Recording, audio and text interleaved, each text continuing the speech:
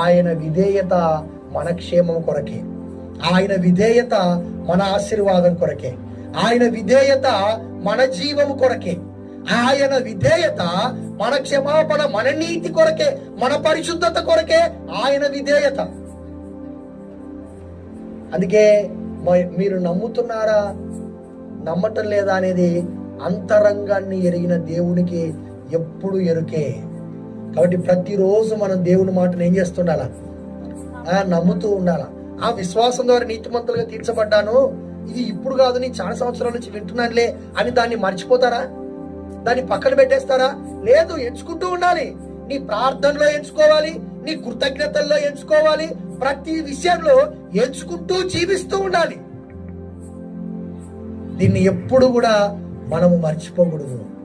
ఎందుకంటే ఆయన చూపిన విధేయత వలన ప్రపంచానికి అంతటి